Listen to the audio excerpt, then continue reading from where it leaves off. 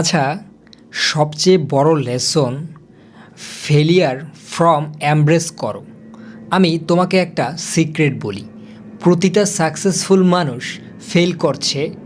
Badly Steve jobs Apple থেকে kick out হয়েছিল, Jeff Bezos ডজনখানেক product fail করেছে, Elon Musk প্রায় ব্যাংকরাপ্ট হয়ে গিয়েছিল, কিন্তু তারা কোয়াইট করেনি কখনো।